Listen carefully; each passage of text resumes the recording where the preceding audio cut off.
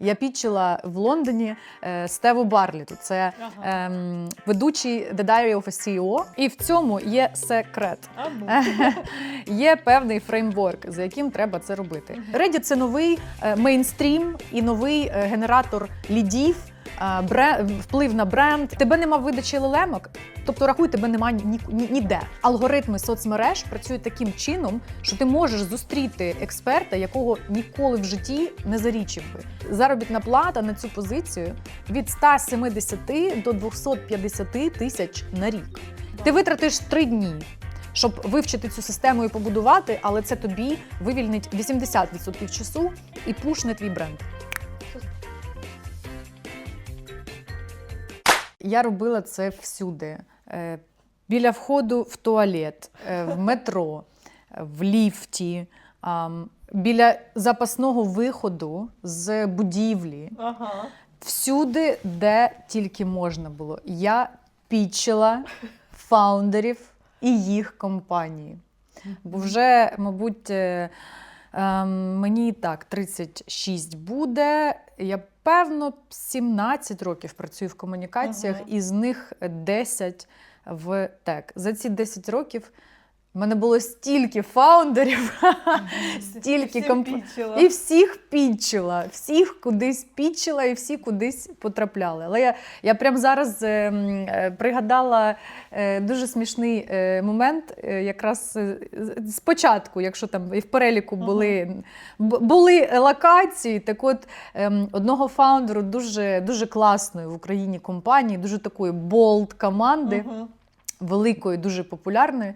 Я пітчила в Лондоні Стеву Барліту. Це ведучий The Diary of a CEO, дуже відомий. І я пам'ятаю, у нас була така дуже геніальна ідея запітчити цього фаундера, щоб Стев Барліт приїхав в Україну, в офісі цієї компанії відзняв свій подкаст, подивився, як український бізнес, як тек розвивається в умовах війни, як продукти стають глобальними. Це дуже велика компанія, глобальна.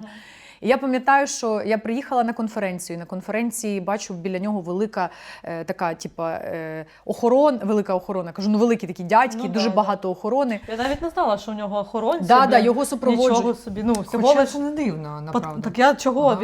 Я не думала, ну подкастер, мільйонні, типа, перегляди. Я не думала, що він там прям як селеба, типа. Бо просто за ним ходять фани, і вони хочуть з ним сфоткатися. Так от, щоб вони чуть почекали, або просто його не чіпали. І він наче такий, типу, дуже кайнд, всі діла, але насправді охорона прям за ним гуськом. Коротше, я пам'ятаю, що кілька конференцій, і я приходжу, це ж в мене типу, задача робоча. Тобто я замість того, щоб сидіти писати ці пітчі, я йду в офлайн, значить, на полі боя, як полагається, все, зараз буду, все принесу, ці лінки, зараз все зробимо. І я не можу підібратися. Я тоді в один момент кажу своєму піар-директору, Head of Communications, кажу цій дуже чарівній, красивій жінці, дівчині, кажу, слухай, певно, мені треба шукати якийсь більш креативний підхід, я спробую його перехопити. Вона каже, що ти маєш на увазі? Кажу, в мене є ідея. Значить, а я в минулому була журналістом. Я стала, думаю, так, його виводять через запасний вихід, через чорний вихід, його, через блакитний, да, сказала. Так, його виводять через запасний вихід. І я думаю, зараз я подивлюсь на план будівлі. Я дивлюсь на план будівлі і бачу, власне, де цей вихід. Коротше, я чекала його на цьому виході і піймала. Запічила, все, він мені дає свій персональний імейл. Але в піарі це ж, власне, як, знаєте, це нічого, це не значить, що він обіцяв тобі одружитися. Да. Обіцянка нічого не означає. Звісно, я написала імейл, звісно, ніхто не повернувся. І наступний раз я думаю, ні, ми так не будемо вже робити, вже я тобі не повірю. Я приходжу, і біля нього така черга, з ним фотографуватися, всі ж хочуть фотку. Я думаю, так, в мене ж фотографія вже є, бо ми ж вже буквально місяць тому бачились. І я підходжу, він же такий позує для фотографії, а я достаю телефон, і в телефоні не камера, а фотка вже відкрита. І він на цю фотографію на мене каже, бачиш, фотка є, а на імейл ти не відповів. І він такий, типу, ну, у нас була, власне, потім розмова з його помічником, вони не взяли цей піч, бо, ну, типу, в них Бо він трошки... застав їхати в Україну. Да? Може, застав їхати в Україну. Я Стівен. вважаю, що ця команда і ця компанія, вони 100% достойні, щоб бути представлені в цьому Абсолютно. подкасті, в цьому... Вони мали там з'явитися, але, можливо, просто трошки інший фокус у самої команди Стева. На той момент, можливо, наразі, ну, власне, ми від цієї ідеї. Але досвід був просто Ну, це шалений. шикарна, я думаю, історія. Да, вообще. Це історія про те, як бути пробивною, як пічити дійсно офлайн, як типу, не соромитись, підходити, посміхатися, чекати біля виходу. Типу. А біля виходу що, виходить, що охоронці там вже не супроводжували його? Чи Ні, як? вони супроводжували, але що вони ж там просто не ну було толпи. да, не було толпи. Ага. Тобто не було власне від кого його Захищати, Типу, стою я одна і така кажу hello, hello. Вони такі в смислі. Я кажу I'm waiting for you. Around like 2 hours literally I'm staying here. Can we have a small talk? Ага, І він ага. такий okay, have 2 minutes. Я кажу It's enough. It's enough, yeah. да. Це дуже прикольна історія, дійсно. Чого ми сьогодні з вами зібрались? Якраз Аня в нас в гостях. Ти Head of PR, чи як правильно сказати? Head of Communications. Head of Communications в компанії, тому Аня нам сьогодні розкаже саме про фішки, як себе піарити, що нам треба робити, як бути visible, тобто як бути видимими в піарі, що зробити, щоб вас знаходили. Тобто це не тільки взагалі там поради про піар загальні, які вже заїжджені, всі це знають, всі про це говорять. А ми саме поговоримо також про AI-driven PR, про те, що як зробити так, щоб вас знаходили також, от коли там гуглять щось, шукають в ChatGPT, в Perplexity, в Claude, пишуть там, а як там порекомендуй мені, наприклад, курси SMM. Тобто ти вже не йдеш в Google шукати, ти пишеш чату GPT, ти порекомендуй. Я хочу, наприклад, невеликий там не прожектор, як всі ходять в прожектор, бо типу, ну, є питаннячка, вже кажуть, до прожектора.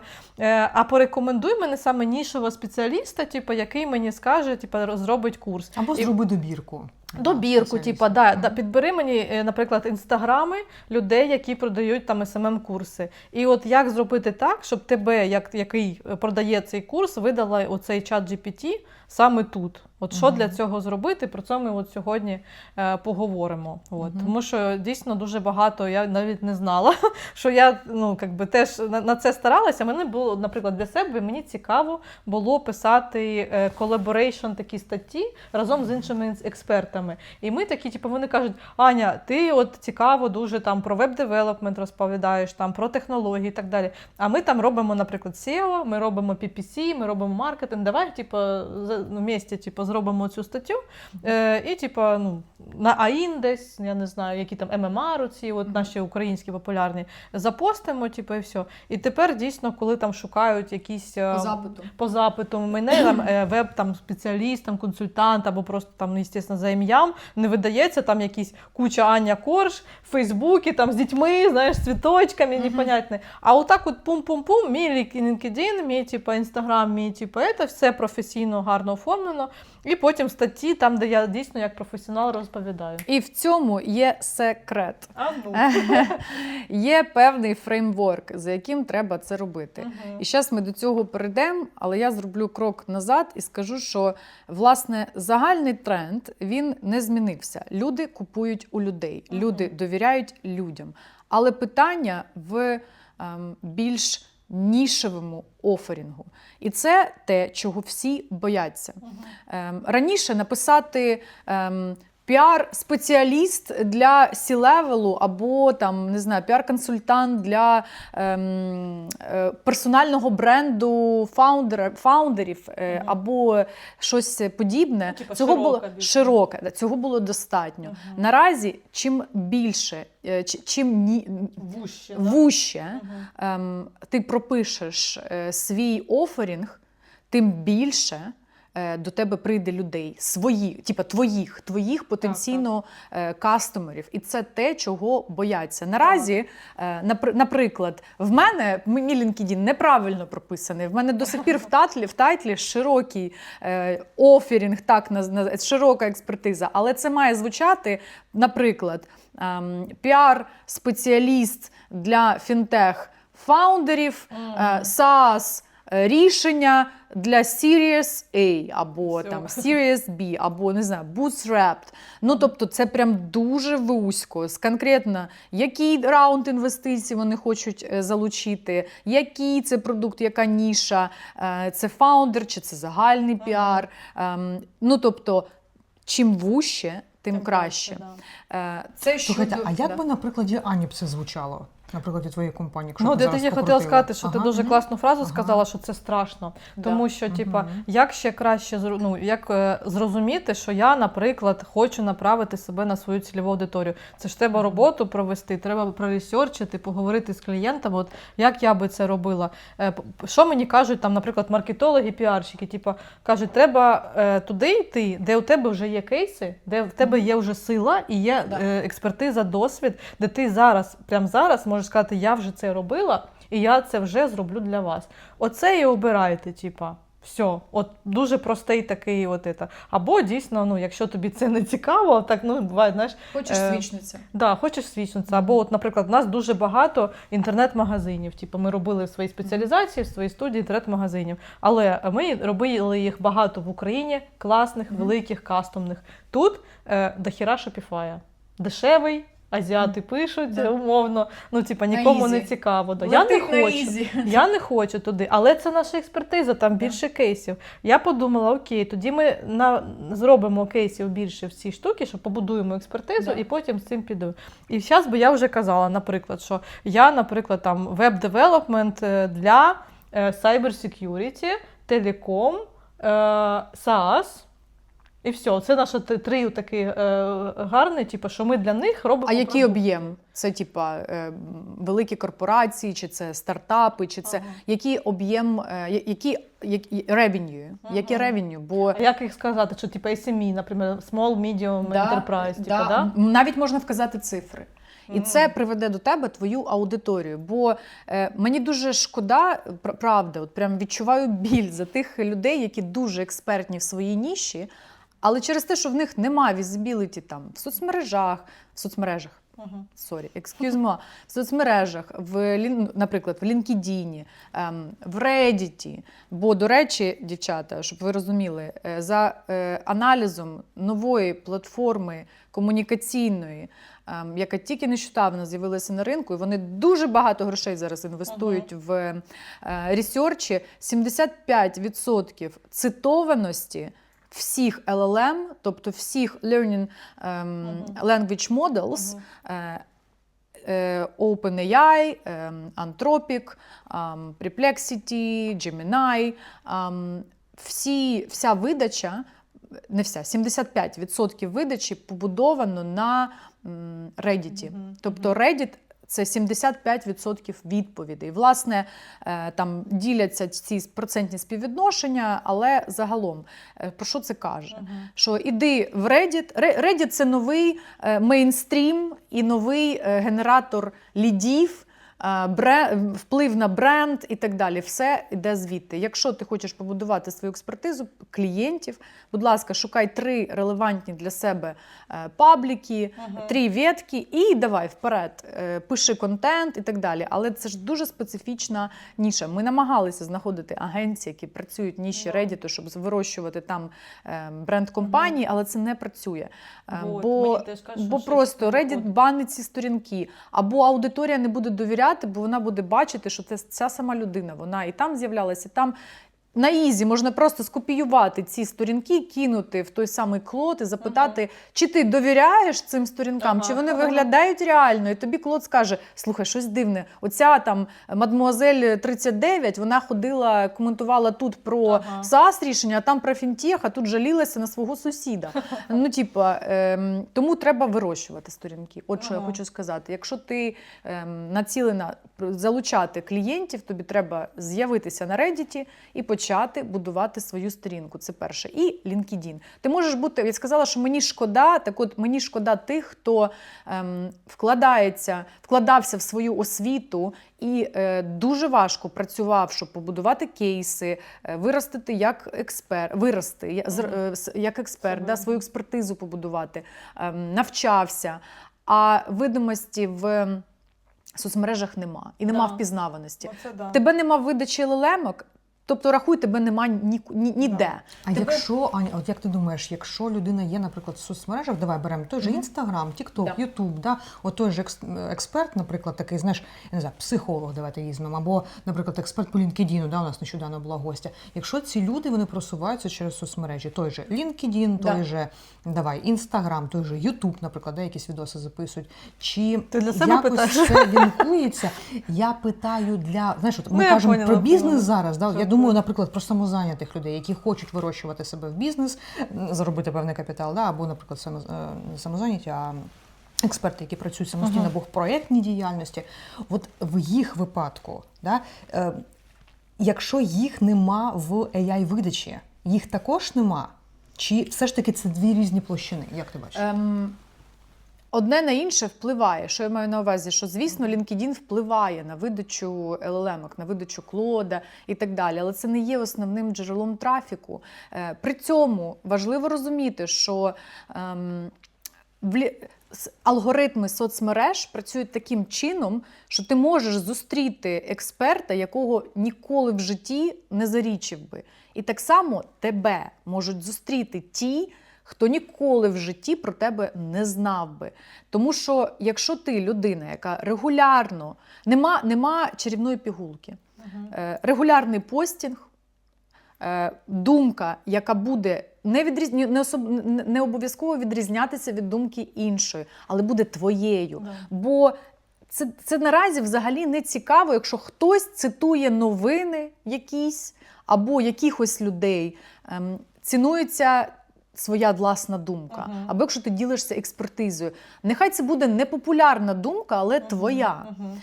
І регулярний постінг. Де вона розміщена? В LinkedIn. Да. Якщо ти розумієш, що твоя аудиторія в LinkedIn, ти йдеш в LinkedIn.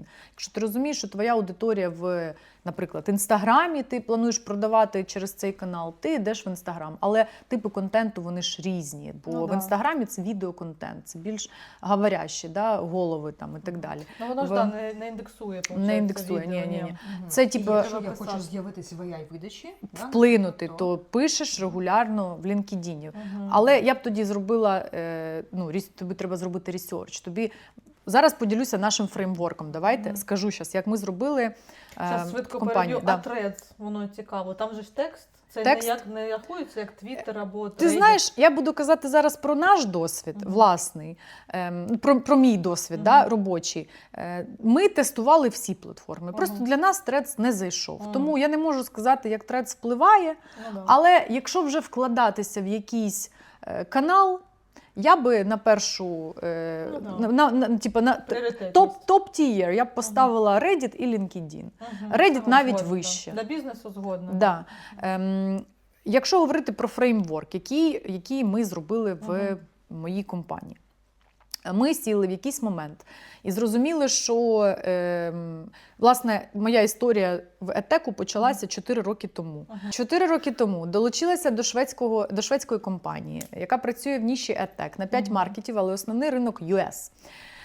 І коли я прийшла, мені кажуть, знаєш, нам, шведи, кажуть, нам персональний бренд взагалі не цікаво, пожалуйста, відчепись.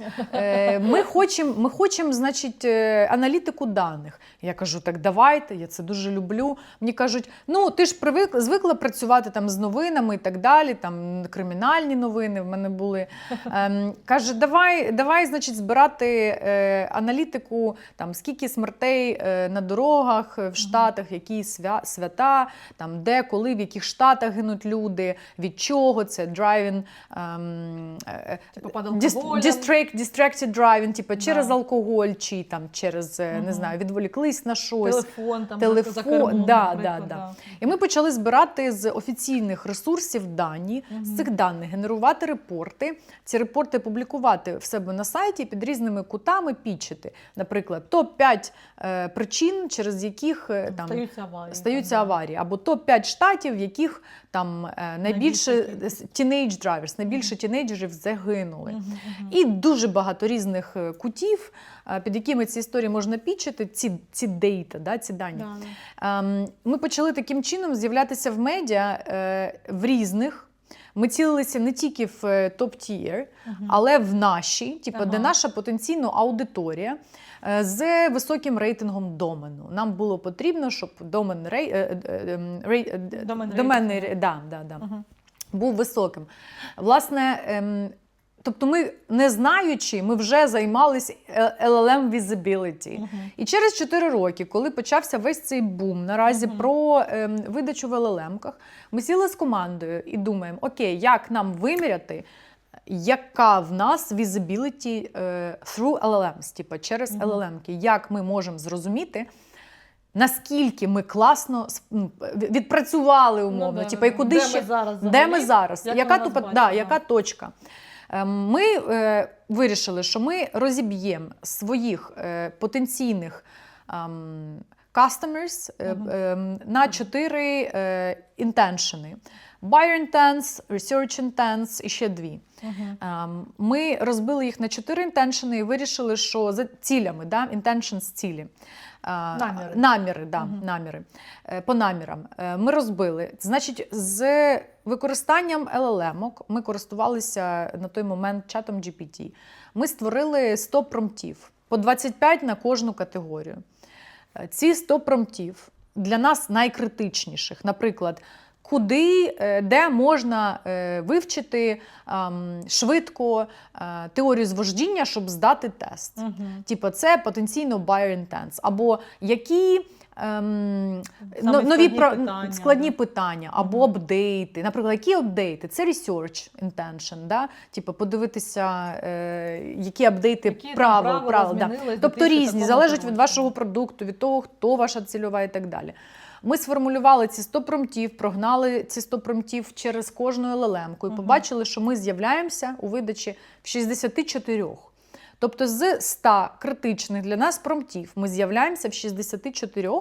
І ми ж бачимо, власне, які типа intentions закриті, які ні, які промпти ми називаємо missed opportunities, де ми втратили ці opportunities клієнтів. І розуміємо, що отут ми втратили, а що саме показує, наприклад, Claude. І перших 5 пунктів у видачі, це там 2 перші, це наші там конкуренти, і ще 3 це якісь ресурси, на які Claude посилається. І ми такі думаємо, понятно, значить, посилається на оці 3 новинні веб-ресурси, а що там пишуть? Ми заходимо, бачимо тайтл, бачимо ключові слова, звісно, користуючись AI, і для себе формуємо критичні для нас промпти. Типа промпти, з якими тепер піар, бренд-команда, реклами будуть працювати, соцмережі. Ми ці промпти розповсюджуємо на всі канали комунікації. Тепер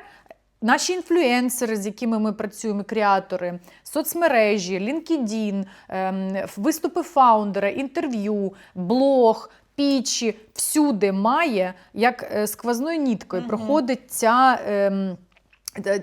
ці промпти. Звісно, ти не можеш покрити все одразу. Коли ми кажемо про промпти, це фрази. Як там то, як там сьо. Я сиджу і думаю про твій курс, треба перевірити, наприклад, людина пише в AI-ку, що мені робити, якщо я довго, не можу почати якусь задачу, або я прокрастиную з задачею, або, я знаю, як робити, але не роблю. І подивитися, наприклад, вона питає, як мені це зробити, і він відповідає, скоріше за все, та-та, і там, ресурс.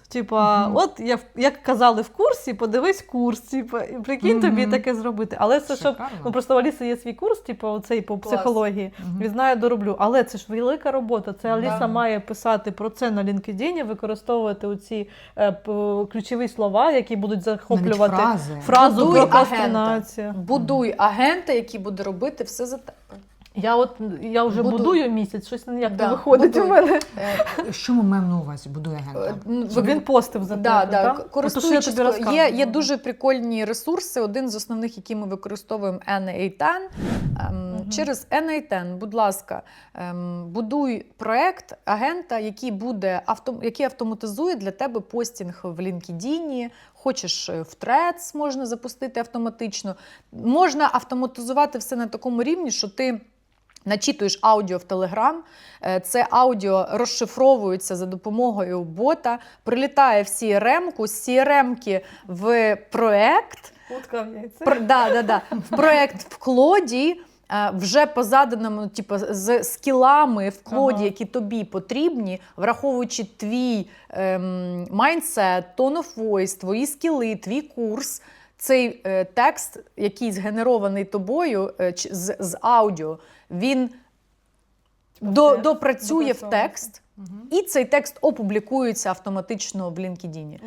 Ти витратиш 3 дні, щоб вивчити цю систему і побудувати, але це тобі вивільнить 80% часу і пушне твій бренд. Це стопудов, да. Де шукати? З чого починати? Дуже багато фреймворків, як це робити. Я можу тобі надіслати лінки, які можуть бути корисними, але я можемо почала взяти з лінки N8. для того, щоб ми Да, я би розмістили почала в опис. Да, Я під би цим почала з відео. N8. Якщо ви ще не знаєте про цей ресурс, про цей сервіс Я у для Клода. автоматизації. Я у Клода питала. Я писала, Ну, говорю, да, чувак, хочу побудувати собі агента. От ти розказала прямо ідеальну схему. Я його хотіла просто побудувати. Говорю, дивись, хочу просто, щоб я писала, наприклад, якісь таблички Excel, теми. Просто от я йду там, мені треба якась тема в голову прийшла. Я бух і записала кудись. Воно в табличку пишеться, і агент туди ходить, і на ці теми, і на ці мої там якісь замітки, про що я там хочу сказати, пише пост LinkedIn, генерує картинку і відсилає мені, наприклад, на пошту і каже: норм, публікувати. Я роблю рев'ю. І якщо мені подобається, я йому відповідаю, publish, please, там щось таке, please, publish, будь ласка. Да, або edits. І edits, і я надсилаю йому, що я хочу поміняти, це як промпт на зміни. І оце от ідеальна була модель. Знаєте, що саме складне? От те, що Юля розказувала, це отримати LinkedIn API, через яке з'єднання піде з цією моделлю. Оце те, що це мені Клод сказав теж, це займає іноді 10 днів на те, щоб ти, виходить, даєш запит в LinkedIn на це API, і вони тобі мають відповісти, апрувнути, це займає 10 днів. А так ти правильно кажеш, Клод мені теж сказав, я говорю, скільки в мене це часу займе через N8N побудувати цю штуку, він каже, 16 годин. Я говорю, no way. Да, Не ну, може бути. докинь один день на те, щоб трошки розкачатися. Да. Да. Ну, I am AI, знаєш. Ми дуже багато насправді використовуємо AI для оптимізації роботи в компанії, але я все одно дуже, знаєте, наразі дуже скептично іноді ставлюся до LinkedIn-постінгу, коли бачу, як пишуть там, ми зробили ось це, напишіть мені оце слово, і я вам скину фреймворк. Мене вже трошки іноді тошнить від цього. Хоча я розумію, що дай якусь цінність, дай щось, і люди будуть на тебе йти, і ти ж будеш з'являтися в видачі. Але мені хочеться просто попросити, щоб не обманювали. Бо я так інколи писала там слово welcome і відправ реквест на Connect. Чувствуєш себе дурним потім, але робиш. Бо бачиш, ще 350 людей зробили, і ти думаєш, а раптом це зекономить тобі час на побудові того самого агента. Бо хтось обіцяє показати тобі, як вони там щось зробили. І ти ж дуже відкритий до цих нових знань. А ще ж паралельно цей же бум, воно все несеться, ти думаєш, як встигнути. І ти пишеш це слово welcome 325, відправляєш реквест на Connect, а тобі приходить PDF-ка, згенерована Клодом, з дуже базовими якимось порадами, які ти вже знаєш. І я прийшла до висновку, що ми всі з вами дуже часто не віримо в те, що ми знаємо, а насправді, я дивлюся, є приклади там бізнесів і експертів. До речі, одна подруга присилає мені популярні наразі послуги, бізнеси, експертів в своїй ніші. Сервіс to suggest a name for your kids. О, Господи. Для того, щоб обрати ім'я дитини, сервіс такий. Рекомендація. Що ви думаєте, що та жінка сидить, вона сама ці імена? Ну, звісно, вона користується. І там просто обороти мільйонні. І це люди, які просто вміло використовують її. Або сервіс, який пише тобі ці зізнання в коханні. Це до сих пір популярність. Що ти можеш сказати, що дійсно саме зараз, ви бачили новий стиль Нетфлікса? Таро, карти Таро. Да? Зараз карти Таро, розклад Таро саме один з популярніших бізнесів. Він просто біліонс робить, Да. і це просто капець. Я- Нумерологія, астрологія, гороскопи, це Таро. Золота ера LinkedIn і. Я чесно, ми зараз можемо піти в цю тему. Я не але кажу, в що нас, це да. погано, я не кажу, що я в Да, це бо не і вірю. я дуже люблю це, чесно вам сказати, але тема сьогодні піар, що більш заземлено і реалістично. Ми оцінюємо метрики. До речі, якщо говорити про метрики і оцінку, і там те, що спровокувала ця вся історія з LLM Visibility, до речі, фреймворк, який ми створили, називається LLM Visibility. LLM AI Visibility, отак, не LLM. У нас були кілька ітерацій, неймінгу для фреймворку. AI Visibility Framework. Пишіть в коментарях, якщо вам треба, я розпишу. Переклад. Видимість. Я перекладала. Да. Або видимість у видачі у LLM. Да. у штучному інтелекті. Да. GPT, Наразі Gemini. з'явились це просто ж зараз золотий бум на людей, які розуміються в SEO і в піарі. І компанії, великі компанії відкривають позиції. Рівень заробітних плат стартує від 150 тисяч на рік. Це капець. І це мінімально. Вашингтон Пост опублікував вакансію для людини, яка буде займатися AI, visibility і піаром. І заробітна плата на цю позицію від 170 до 250 тисяч на рік. І це, тобто, не тільки тех-компанії, але й великі медіа-холдинги починають дивитися в сторону AI visibility, але це мікс навичок. Це розуміння того, що таке SEO, розуміння піару і трошки ADHD. трошки ADHD, вміння переключатися між різними LLM-ками з однієї, з другої, з іншого проєкту на інший, побудова агентів. Very easy, нічого взагалі.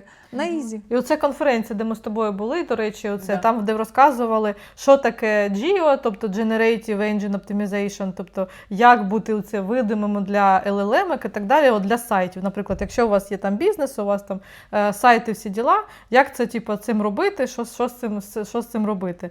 І головне пам'ятати, що SEO – це, якби, не забувайте про SEO. GEO – це, звісно, класно, але GEO, воно будується на основі цього SEO. Тобто, якщо ви для сайту, що ви робите? Тож на нашому прикладі розкажу. На сайті, як ми блог публікували, так ми блог і публікуємо. Але оце ми дві стратегії зробили. Мають бути статті у вас на блогі, які приведуть твою цільову аудиторію. Тобто, наприклад, якщо от я теж на тобі взяти приклад, якщо ти береш і хочеш свій курс просувати, ти заводиш собі розділ блог. В розділ блог ти собі, як Аня казала, сайті, бажано сайт мати. на сайті, да, бажано мати. Або ти можеш завести собі сторінку на Reddit, або ти можеш постити в LinkedIn. Але дійсно... На тих ресурсах, з яких можна парсити дані, да? В яких які AI читає, знайде, які індексуються в AI. Тобто це текстові дані, да, це типа не відео, не рілси там і так далі, не короткі треці, а це має бути хоча б якийсь об'єм тексту, щоб його дійсно проіндексував, Google і подивився, типа видав, не тільки Google, там інші пошуковики і LLM-ки. Вот. Що казала? Блог. Наприклад, ти обираєш для себе два напрямки, от що ти казала, інтеншени, тобто напрямок людей, що вони шукають. Перше, ті, хто прям шукає курс якийсь і хоче навчатися, як зробити то-то-то. І ті, хто тільки ресерчить цю проблему. А що ж з цією проблемою? Тобто в них ще немає розуміння, що існує курс, вони просто хочуть вирішити свою проблему і про це почитати. І умовно у тебе є дві паралелі. Ага, вирішити проблему і зрозуміти проблему.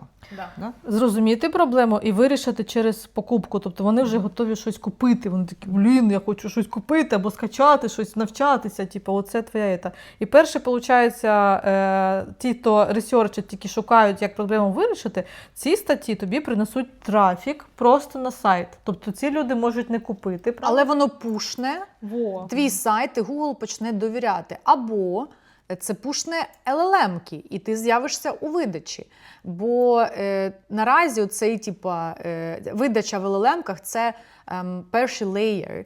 Тобто наразі, якщо в Гуглі вже мало хто... Ти запитуєш в Гуглі, наскільки зменшився відсоток твоїх запитів до Гугла? 5% в Гуглі залишилось. В тебе як? Взагалі не питаю. Я вже забула, я дуже люблю, в мене дуже багато друзів працюють в Гуглі, але я вже давно не запитувала в Гугла, що саме мені зробити.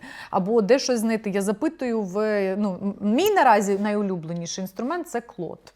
Я більше з усіх я користуюсь Клодом, і я запитую в Клоді. Так от, оця видача в Клоді, те, що тобі він рекомендує, це і є first layer, middle layer між тобою і твоєю аудиторією. Проміжуточний цей прослоєчка. І вже якщо ти не попав в цю видачу, тебе просто не існує, тебе нема. Вже тебе не будуть шукати. 75% американців вже купують через Клод. Тобто вони вже роблять шопінг через Клод. 25 з цих відсотків за результатами останнього дослідження, я тільки подивилась дейта, хотіла перевірити. 25 вже дозволяють Клоду проводити транзакції. З них там, але це тільки 25, тобто 50% ще не довіряють свій гаманець. Але подивіться, як швидко це сталося. І це трошки лякає, але умовно наразі там ніхто не говорить, що SEO в класичному виді померло. Ні, але воно дуже трансформувалося. І тепер великі компанії інвестують в SEO, яке plus або /LLM visibility, або AI Search, Search Engine Optimization в класичному віді, то тепер це AI Visibility, AI Optimization плюс PR. Бо воно все заміксовано. Але це розповсюджується і на бізнес-девелопмент, і на сейлс, на дуже багато департаментів, на всі ці слої. І якщо американці вже купують з Клоду, то це скоро почне зростати, цей процент почне скоро зростати і у відсоток у Європі. Я теж так думаю, да. Але так дивно, що от щось мене не виходить, знаєш, саме купувати і гуглити. В Гуглі я питаю, саме, от, наприклад, косметику корейську, я порівнюю склади там з чатом GPT, якось з Клодом, порівнюю склади, але коли я прошу підбери мені товари, то якось він дуже хірово підбирає. Він мені завжди дає якісь сайти, які я взагалі перший раз бренди там бачу, я ці сайти не знаю, я їм не довіряю. Анінпойнт тебе починають бачити, коли ніколи б не побачили. Але це якісь стрьомні сайти, я на них переходжу, і я на них дивлюсь, і вони в мене не визивають довіру, ці сайти. Я не розумію, чому вони знаходяться. Чому тобі запропонували цей сайт? Це означає, що умовно в цьому сайті дуже хорошо спрацювала оця посадка певних промптів, які цей сайт підвищили. І я починаю боятися. Я думаю, а якщо це спеціально вони зробили цей сайт, який під те, щоб завлечь LLM-ку, щоб його видали, я зараз там щось заплачу, і непонятно, куди мої гроші підуть. Тому що я не знаю, що це за сайт, я йому не довіряю, я про нього не чула. А так, в Гуглі я бачу, що люди старалися, вони на першій сторінці видачі, плюс вони є Google Shopping. І я розумію, що це legit бізнес, трішки більше довіряю. Тому що зрозуміла система формування цієї видачі в Гуглі. Бо я не зрозуміла поки що. А в LLM-ках це все просто тестово. Я не кажу, до речі, те, що я зараз сказала про наш AI-фреймворк, це те, що спрацювало у нас, і те, що ми для себе тестуємо, і бачимо, що це працює. Але я не кажу, що це має спрацювати для всіх. Бо є різні підходи, і вони змінюються. Що точно зрозуміло, що треба обирати медіа, в яких ви з'являєтеся з хорошим domain authority, тобто з високим рейтингом домену. Це можуть бути не топ-tier медіа, але рейтинг домену має бути високий. Тобто як його зрозуміти? Через тулзи видно, через SEO тулзи ти бачиш домен рейтинг. Ahrefs, Serpstat, є типу такі... SimilarWeb, є такі, ви пишете, Hey чат, Hey Claude, як перевірити домен рейтинг цього сайту. А домен рейтинг, що це таке? Це довіра до сайту? Наскільки, умовно, цей сайт авторитетний? Чи можна йому довіряти? Авторитетний сайт, супер. І якщо в тебе там нема виходів в супервеликих медіа, бо це важко, да, отримати публікацію, не знаю, Forbes або там, да. Washington Post, The Telegraph, але в тебе є виходи в більш нішевих медіа, з релевантною для тебе аудиторією, в яких високий рейтинг домену, це все одно спрацює. Так спрацювало в нас. Бо коли я прийшла в мою компанію, в нас, ну наразі ми можемо, звісно, вже сказати, що в нас були і ABC, і CNN інтерв'ю, і в Forbes ми виходили повністю з репортом. Але в американському Forbes ми вийшли зі всім своїм репортом. Але це тільки от там через 3 роки. Перші 3 роки ми працювали на нішеві медіа, де сидить наша аудиторія з високим рейтингом домену. Ми будували ці лінки, ми писали, будь ласка, ви нас згадали, добавте лінк на сайт. Не завжди вони це дослухалися, але це спрацювало. Це привело нас до того, де ми наразі. От, і там, умовно, півроку тому, коли ми почали роботу по AI-фреймворку, ми побачили, що 64% зі 100 ми закрили, але треба ще допрацювати ці 36. І це те, над чим ми зараз працюємо. Дуже які метрики? Ти згадувала про метрики? Класне питання. Найкраща, не найкраща, найцінніша для нас наразі це share of voice або citation share. Це те, що ми дивимося, наскільки Bing, платформа, запустила цей параметр в дашборді. І ви можете подивитися, це як часто вас цитує AI. Плюс-мінус ті самі параметри можна дивитися через SimilarWeb, через Ahrefs, через SEO-інструменти. Можна налаштувати і подивитися, там певні є пакети, да, категорії оферингу від цих інструментів, subscriptions, підписки. І там, користуючись тими чи іншими, ти можеш побачити, який у вас цей share of voice або citation share через AI. Для нас наразі це найголовніший показник. Ми кількісний, да? Він прям кількісний? Скільки конкретно, в якій конкретній, яка AI-система, яка LLM, да? Це Claude, Perplexity, ChatGPT, Gemini.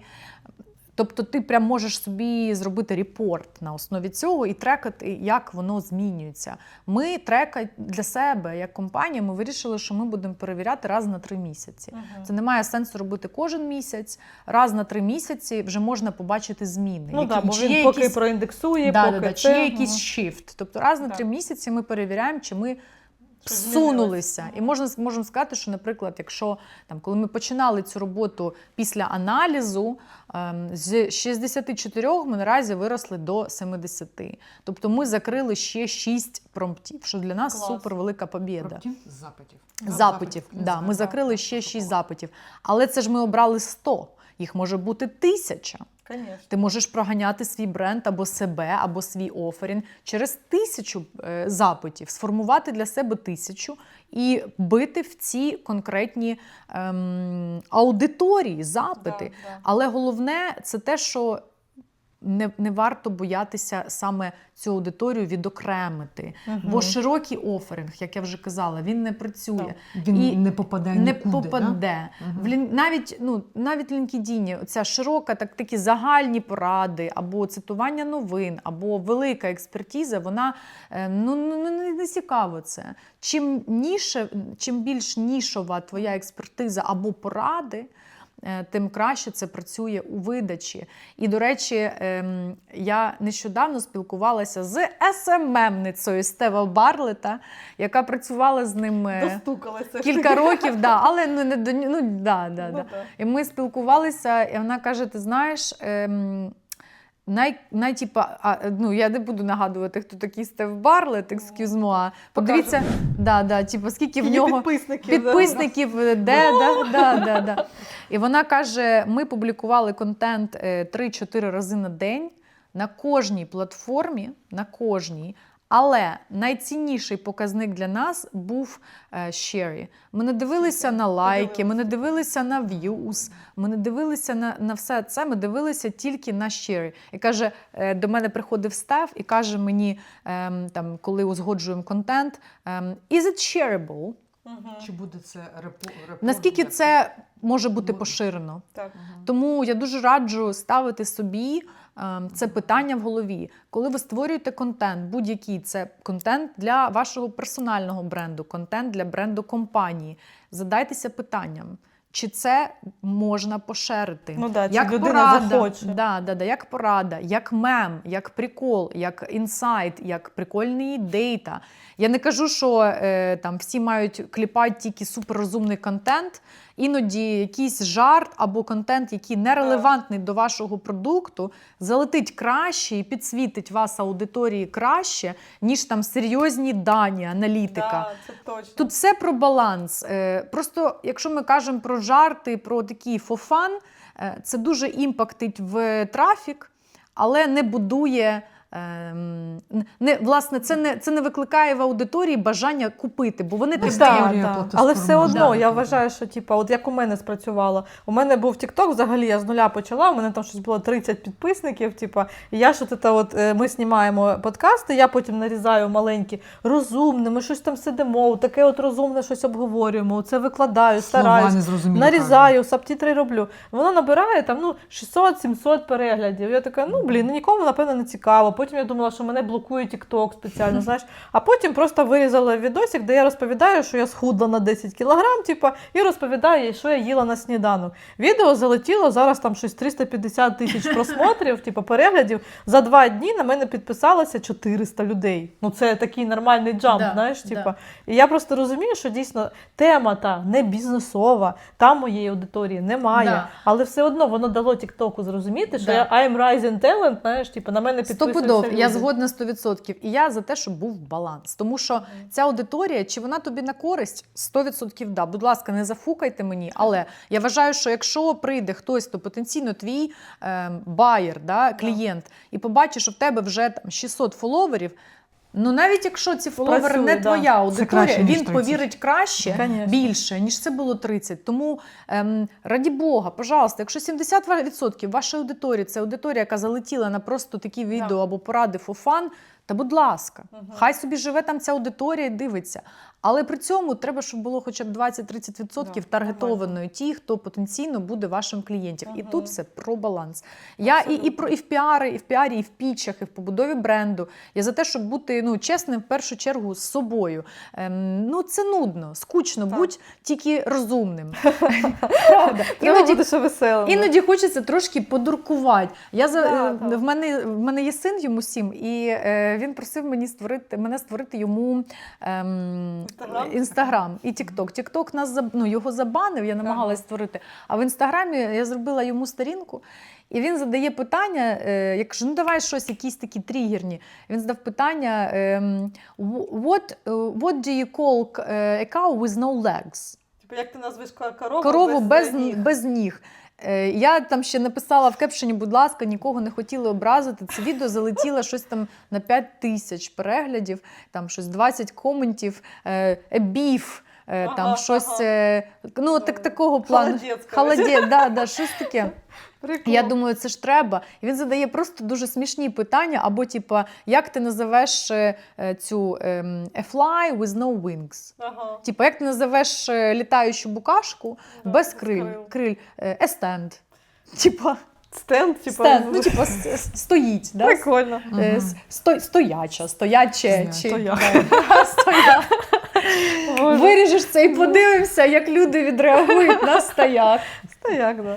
А мені ще смішно про shareable. Ти сказала відео, які пошерити. Я завжди це скріню, мені так смішно, що, знаєш, крис-контент називається. Крис-контент, між-контент. Коли, дівчата, я не знаю, чи вони спеціально знімають, чи ні, в Тіктоці, як вони, танцюють оці пол-денс або якийсь хіп-хоп-денс, і вони, так собі танцюють, але вона прям she's giving, вона прям, енергія така, що вона впевнена собі, але це виглядає, якось не дуже зі сторони. І там прям видно, наприклад, 5000 лайків і 360 тисяч шерів. Тобто, знаєш, лайкнули там чуть-чуть, але такі, гля на неї, гля. І я така сестрі теж, знаєш, відправляю, поржали.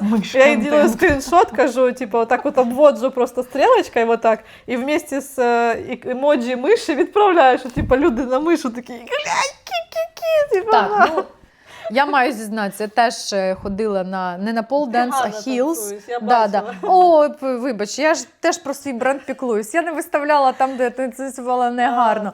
Але я вважаю, що особистий бренд – це як дейтинг. Тобі треба розуміти, де що підсвітити, скажімо Да. так, з якого енгл ти хочеш, щоб твоя аудиторія тебе побачила. Бо різні бувають періоди в житті. Але, до речі, цікаво, я спілкувалася нещодавно з колегами з Grammarly, і в них під кожного спікера є окремий дек з тезами, які вони пічать, да?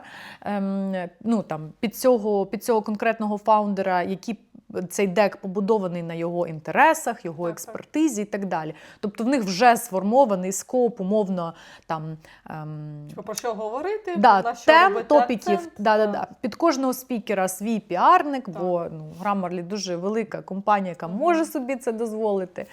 І вона каже, ми помітили, що навіть, це власне такий наразі тренд, що люди трошки overwhelmed, трошки втомлені від інформації, від дейта. І наші спікери частіше починають говорити на якісь дуже персональні топіки, які стосуються, наприклад, їх habits, або там хтось з фаундерів казав, що вони там дуже люблять порівнювати традиції різних офісів, типу, де в якому офісі яка традиція.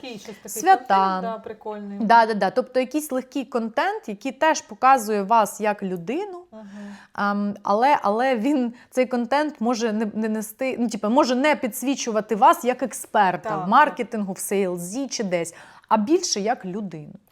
А як це, до речі, як ви думаєте, як це працює на людей, які не мають таких серйозних регалій, як, наприклад, причетність до компанії Grammarly і так далі? Да? Тобто це люди, по суті, ноунейми, у яких немає жодного особистого бренду, і будь-які такі, я задаюсь собі питанням, якщо, наприклад, навіть я, давайте. От я таки хотіла сказати, що ти ж не любиш ділитися якимось особистим, от Аліса дуже закрита, вона не хоче розказувати. Тому що, моє перше питання, кому я вибачаюсь, це треба? Якщо я Diary of SEO, у мене питань нема. Але коли я поки що Аліса Олексіївна, і там, де я є, то от якісь мої звички, вони, хіба, можливо, визовуть резонанс у моєї поточної цільової аудиторії і моїх знайомих. Що ви думаєте стосовно цього? Аню, з точки зору піару, що ти тут можеш сказати? Я вважаю, що писати треба якомога більше, тестувати якомога більше контенту і дивитися, на який контент твоя аудиторія буде реагувати краще. Бо, понятно, зараз ні для кого не секрет, що твої відоси з дейта набрали менше, ніж інформація про 10 кілограм. Да. Але якщо ти запустиш тест і з 10 кілограмами ти закинеш ще кілька якихось dirty jokes або щось про втрату, не знаю, грошей, що ще, якісь кейси брудні з бекграунду в бізнесі, або якісь погані або хороші ситуації, зльоти, падіння і так далі. Щось людське, нормальне. Ти можеш побачити цю динаміку. Я за те, щоб ділитися, якщо тобі дозволяє твоя совість і внутрішній світ, Бог і так далі, віросповідання, якщо тобі дозволяє розповідати, то, будь ласка, розповідай. Якомога більше. І я би не думала, що кому це буде цікаво. Точно, знаєш, як на кожен товар знайдеться свій покупець. Так само в LinkedIn видачі, коли мені потрапляються якісь експерти, яких я ніколи би в житті не думала, що можу знайти. Але, мені було цікаво, я там щось гуглила, і тут бах, мені в перші 3 поста видачі це саме те, що я шукала. Але я цих людей не знаю. Я б ніколи твого професора з певного інституту в Штатах не побачила з його ресерчем про memory, про те, як люди запам'ятовують або як вони тренують пам'ять. Бо я працюю з командою, яка розвиває Memory Training App, і ми цікавилися різними ресерчами для пічів і так далі, і я раптово просто натрапила на цей пост в LinkedIn. І це все тому, що хтось сів отак і написав. Да. І це education, тобто це люди, які зазвичай дуже розумні, але в них невелика аудиторія, дуже Що нішева. він написав? Ну, щось тематично, типу, Він ділився своїм поглядом на Agentic AI, на те, як він бачить в подальшому розвиток ринку, що буде відбуватися з ринком освіти через Agentic AI і так далі. Ну і там приводив в приклад кілька ресерчів, які побудовані. Я вважаю, що ти теж треба писати, скільки можеш, стільки й казати, не тільки писати і говорити. Саме класне, що працює теж ці говорящі відео, скажімо так, якщо не казати про видачу в LLM, а просто про побудову бренду свого, от треба дійсно знімати. Я до цього сама ніяк не дійду, просто тому що не тому, що я не хочу. вже куплено. Да. І background lights, типу, теж куплено все. TikTok сетап готовий. Знаю, але не роблю. Знаю, але не роблю, так. Нема часу. Але треба знімати це більше і більше, тому що дійсно, знаєте, це твоя цільова аудиторія, і це точно якісь такі теми людські, людям будуть точно цікаві. От, наприклад, тема, от ми там збираємось, обговорюємо, які теми на подкасті ми хочемо обговорювати. Ти кажеш, я хочу поговорити про тему заїдання, типу, що люди заїдають, типу, от коли ти там ходиш десь там, щось там схопила, цукор, там якесь це заїдання, і типу, поговорити про психологічну проблему, типу, чому це стається, на що це впливає. І Аліса така прям, да, от така цікава тема, так класно, так класно. А я така, я не знаю, про що тут говорити, бо в мене такої проблеми немає. Я дисциплінована, я типу, завжди розумію, що я їм, що мені це, тобто мені це не цікаво, мені це типу, не. А потім я розказую своїй тренерці, на тренера говорю, от Аліса хотіла таку тему взяти, а я не знаю, у мене такої проблеми немає. Це дуже цікава тема. Да. Це капець, як типу, дуже широка аудиторія. Це велика проблема для великої кількості людей. І я така, розладу, да? Якщо ти не поведінки, потрапила да. в цю категорію, тобі пощастило. Але знайдеться, хотіла сказати матюком, скільки, як багато людей, уліард просто людей, яким це буде релевантно і дотично. Тому, Тобто ти знайдеш своїх точно. да, і це знову-таки, повертаючись до самого першого поінту, про нішевість оферінгу. Ти боїшся, що якщо ти звузиш свою аудиторію, свій оферинг до більш вузької аудиторії, ти втратиш. Але насправді це про те, щоб отримати тих, хто в тебе буде купувати, хто в тебе буде шукати. І звузитись до оферингу до одного, це не означає тільки один оферинг залишати. Ні, я маю на увазі може бути 10 оферингів. Цілитися в конкретну аудиторію, в конкретну нішу, розуміти, що ти пропонуєш, і описувати це дуже детально. Я можу ще раз привести приклад. Там, якщо ви, наприклад, працюєте з фітнес-тренер, який тренує, не знаю, там ранкові групи, пробіжка, а потім локація определенна, а потім це там, не знаю, пробіжка, після пробіжки медитації, ще спільний брекфаст. От чим воно детальніше буде прописано в тайтлі, тим краще. Ці потенційно там люди, які хочуть бігати зранку, а потім займатися йогою або медитацією, а потім йти разом на каву або сніданок, бо це ком'юніті, вони притягнуться. Це якщо казати не про тек. Да? А якщо мова йде про тек, то це, наприклад, там піар для фаундера з фінтех-компанії SaaS, Series A. Там. Або от коучі, наприклад, теж. Раніше, як ти пишеш, лайфстайл коуч, бізнес коуч. Все. А зараз, як пишуть, допомагаю фаундерам вийти з операційки, наприклад, в бізнесі там, виробництва меблів. Ідеально. Ні. А ну давай, звуть мене точніше. Допомагаю фаундерів. Або, типу, там, в UK, в Україні, а краще в місті, Луцьк, Івано-Франківськ, що ще. Вийти на там, щось через там, XYZ. Або там, з таким бюджетом. Чим детальніше це буде прописано. А якщо ти робиш не тільки це? От, Ань, да, твій поінт, да? От, що звузитись, і от, наприклад, також, я як коуч, інструмент психології, він занадто широкий, він працює, по суті, працює з будь-яким питанням. І от будь-який спеціаліст допомагаючої професії скаже, що я багато питань можу людських порішати. Як тут бути Якщо думаю, я через кейси, да? Оформлювати, посадкові. що робити кейси. з шапкою, да, от з цим тайтлом, про який ти Мгм. кажеш, Да, що шапка, писати в це ньому, важливо. якщо я, вибачте, борець ММА і взагалі у мене А різноборство. що да, ти і все подаєш? інше. Хто твоя аудиторія? Тобто, що ти плануєш робити? Давай візьмемо, наприклад, підприємця. Що допомагаю робити? Давай, допомагаємо прибирати перешкоди, яким заважають бажані результати отримувати. Ну це ж Ну, це типу, занадто я розмито. її цільова аудиторія, я підприємець. Наприклад, да. У мене на шляху вирішення моїх підприємницьких задач є перешкоди. І ці перешкоди стосуються не просто моєї операційної роботи, а мого мозку. В Типу, першу що, чергу, да, що мої там психологічні. якісь там травми дитячі, там якісь психологічні бар'єри там, і так далі. Да. не знаю, думки.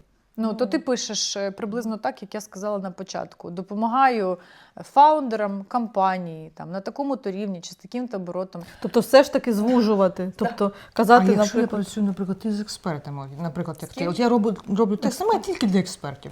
Тобто не тільки з І ще для самозайнятих. А ще для ФОП Да. другої для групи. другої групи.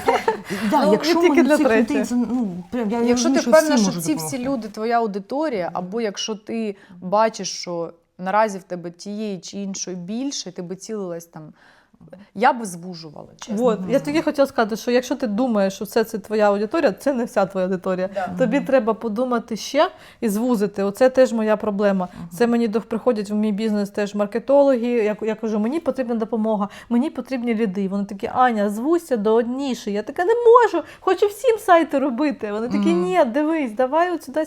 Тобто тут так виходить теж подумати, дійсно, оці ФОП другої групи, вони можуть дозволити собі, тобі платити такі гроші, які ти хочеш? Ну, навряд чи. А ФОП третьої групи вже У мене може є, в мене є дозволити. дуже веселий жарт на цю тему, але з матюками. Ви не матюкаєтеся. Давай, матюкаємось. Запікаємо, У якщо мене що. в мене є в команді дуже класна колежаночка зі Львова, яка каже: Йобер, пекарі, аптекарі. Ага. Так от, знаєш, хто твоя аудиторія? Йобер, пекарі, Цільова. аптекарі. А ти про себе розумієш, взагалі-то да, взагалі-то я і це. Да. Я на все Оце це вчилась. погано. Да. У мене 3 сертифікати. Да, є. і тому На ну, типу, Йобер, аптекарі. Так і є. да. Друзі, ну плюсаніть у кого так само. Я розумію, що це складно, але це оце іскусство занішуватися. Нішевість оферінга це зараз тренд. Чим нішевіше твій оферінг, тим краще це спрацює. Для візибіліті, для LLM серчу, для всього. Да. Менше буде просто бігатні. Реально, ти не будеш бігати за всіми. І компетішену. Да, Ну, тобто ти не не буде компітишся за інші промпти у видачі. конкуренції. В LLM, або в Гуглі, або в LinkedIn. Неважливо, ти не змагаєшся з іншими за те, щоб з'явитися в цій видачі. Ти б'єш тільки в свою потенційну аудиторію. Мені здається, хорошою темою наступного подкасту Да. буде «А як вирішити?» Коли Да, ти і сьо, да. і осьо, і осьо, і взагалі... Як Тому- занішуватися? Ми запрошуємо Ага. карти Таро, астролог, Да. які Дивимося можуть прогнози. зробити розклад. Значить, треба обрати, в яку 100%. нішу рухатися. Не можу зробити вибір. І така, знаєш, гадалка. Значить, Да. Оце тут з борт. 15 числа, да, борт, точно. Але, ну, не знаю, дівчата, мені здається, що нас всіх чекає дуже багато змін, коли мова йде про загалом сприйняття професій. І ці нові професії, які зараз з'являються, які об'єднують в собі людей, які працюють на... Ми сьогодні говоримо про бренд, піар, про LLM, да, які працюють над видачею в LLM. Це все більше і більше фокус компаній буде саме на цій експертизі, бо я думаю, що великі бренди, маленькі, приватні підприємці, всі розуміють, що раніше було, вже всі не буде. змагалися за видачу в Гуглі, зараз всі змагаються за видачі в LLM-ках. І цей тренд він буде тільки збільшуватися. І він буде збільшуватися, ставати все жорсткішим і так далі. Тому створюйте сторінку в Reddit. Якщо є можливість, створіть не одну, а кілька. Починайте шукати нішеві для себе ветки, в яких ви можете представляти себе або свої продукти, щоб періодично там писати коментарі. Чим раніше ви почнете це робити, тим краще. Якщо є можливість, створіть 10 сторінок під свою компанію, але з різних IP-адрес. Бо Reddit забанить. Далі робіть постінг в LinkedIn. Чим частіше, тим краще. От, СММниця Стєва Барліта каже, публікували 4 рази на день. Ого. На всіх. З однієї мережі. А як я В одній розумію, мережі, в кожній. Тобто 4 рази на YouTube, день. окремо, певно, Shorts, Да. окремо Instagram. TikTok. Окремо TikTok, окремо LinkedIn і так далі. В кожній. Тестували дуже велику кількість контенту і візьміть собі як параметр. Наразі для мене це основний, але я не хочу нав'язувати нікому свою думку. Це те, до чого я схильна, і як працює наша команда наразі. Це share of voice або AI citation. Наскільки вас цитує LLM-ка. І задавайтесь питанням, наскільки цей контент shareable, чи може хтось його пошерити, бо це expansion, дистрибуція контенту в маси. І ці маси – це ваші потенційно фоловери, користувачі, байери, фанати. І на цій ноті тоді хочу нагадати про фонд Лембергі, який ми підтримуємо. Вони збирають донати на військове, наше військо, на всі їх потреби. Отут буде наша баночка, точніше їх баночка постійна. Вони збирають ці кошти. Будь ласка, дивіться всі докази зборів, там, відправок і так далі в них на сторінці в Інстаграмі. І, будь ласка, долучайтесь нашому війську. Дуже зараз потрібна наша допомога. Так. Дякую. QR-кодик тут, посилання на цей фонд і на їх інстаграм в нашому описі. Так. Дякуємо дуже. Дякуємо, друзі. Слухай, при цьому тренді зараз в соцмережах, при тому, що ми кажемо, що треба нішуватись та постити, що ми бачимо, як також, мені здається, дуже сучасний біч – це штучність текстів. Да? Що ти створюєш сторінку на Reddit, ти починаєш там щось писати. Дай Боже, щоб це робив ти. Але більшість публікацій ми зараз бачимо генеровані все ж таки штучним інтелектом. І я чую зараз тренд знову на оцю автентичність, на свій правдивий голос, на свою думку, тому що це от із шуму AI-генерованого контенту зараз починає вибиватись. І от я про себе навіть думала, не пам'ятаю, Аню, чи ми з тобою це обговорювали в подкасті минулому, що у мене був інсайт, що той контент, який раніше я робила на тяп-ляп, який взагалі не залітав, тому що я так собі інколи формулюю думки, як ви бачите, да? І це в тексті ще гірше інколи працює. Але зараз оцей контент, який дійсно згенерований, але мною, він звучить живішим, ніж те, що зараз публікується штучним інтелектом. Як зараз, з точки зору піару, з точки зору просування свого бренду, враховувати у цей момент? Що дуже багато є генерованого контенту, все стає однаковим, і з однієї сторони у тебе зараз саме час виділятись, коли ти не вмів писати, от зараз не вмій писати, ти будеш впізнаваний, тому що ти якраз відрізняєшся від цього контенту. Як зараз враховувати це в будуванні власного бренду?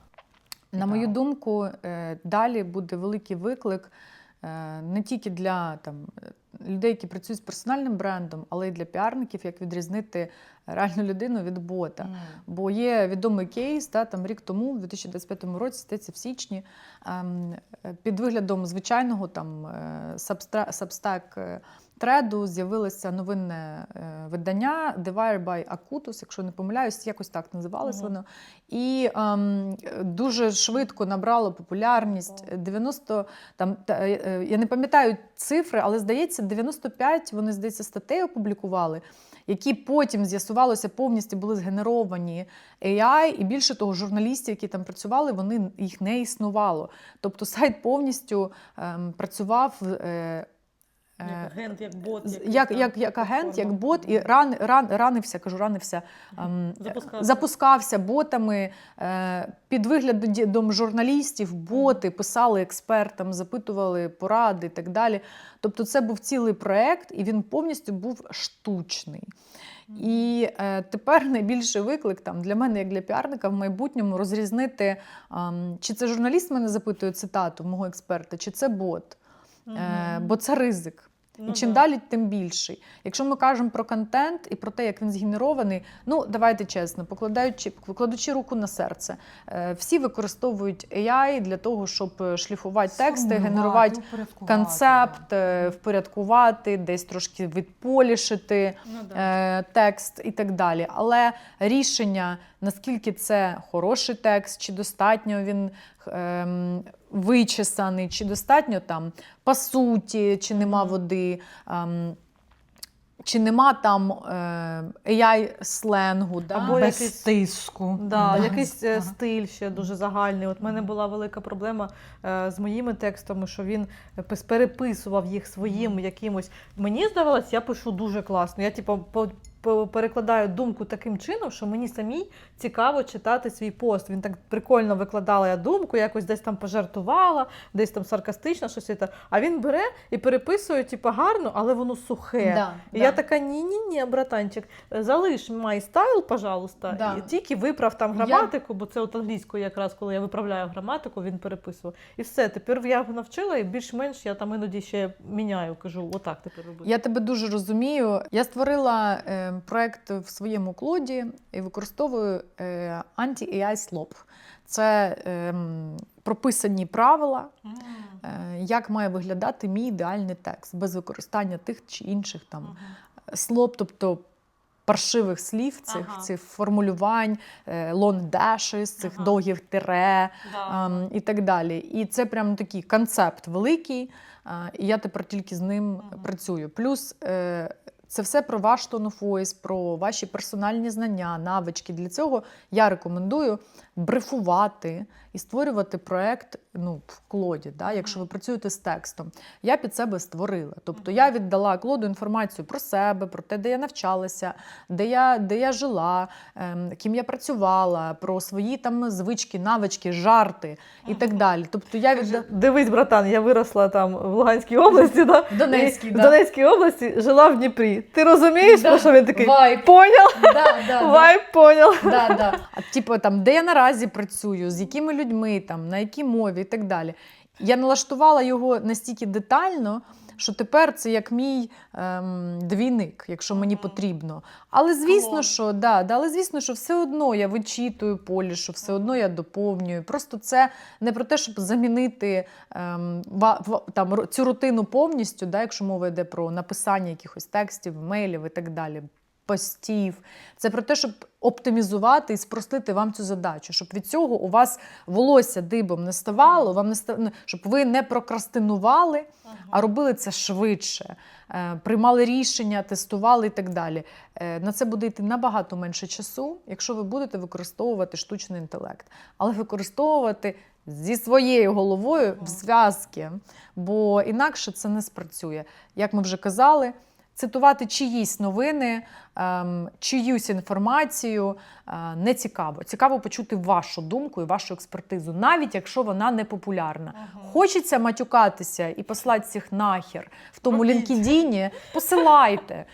Долучаться до вас в коментарі ще 10 людей, які скажуть теж, отут ці всі умніки і так далі. І ви серед цих 10 точно побачите когось з своїх потенційних клієнтів. Будете непопулярні, але дуже нішеві. Мені здається, на цій Нішева ноті. послать, да. Нішеве послання.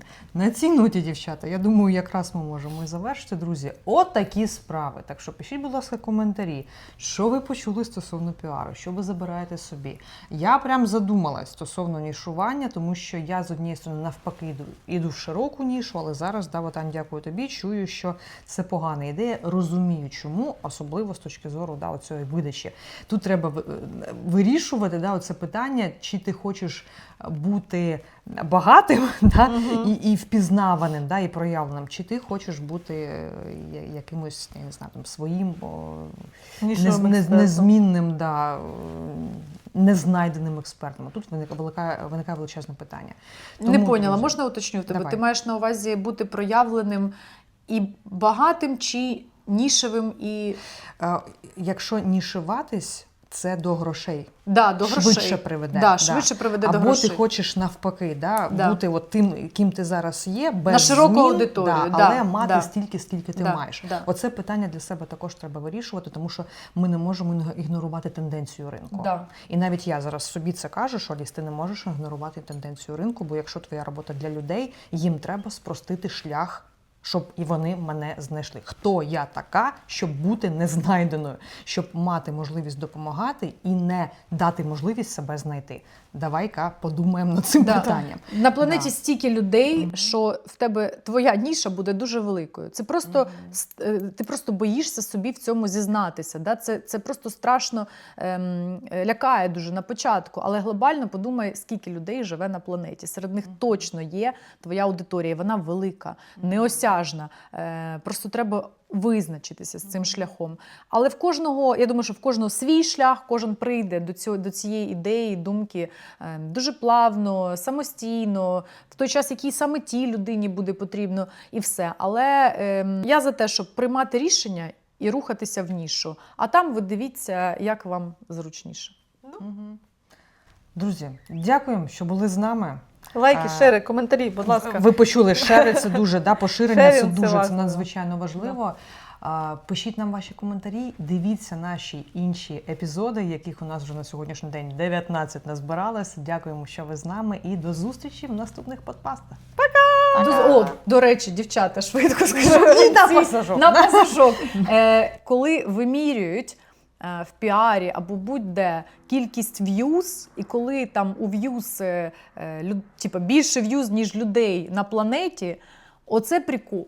Типу Да, бо є компанії, є умовно там, я бачу якісь репорти піар-агенцій, які вимірюють кількість в'юз, да, і там просто мільярди. Я думаю, боже, ця ж цифра, це більше, ніж людей на планеті. Це Але- оці каміни. Камін врубів, кожен новий рік ти врубаєш один і той же камін. Але на когось воно може спрацювати. Да. Так от, для бізнесу важливо розуміти, що якщо вам показують кількість в'юз, це нічого не означає. Да, Вообще. абсолютно.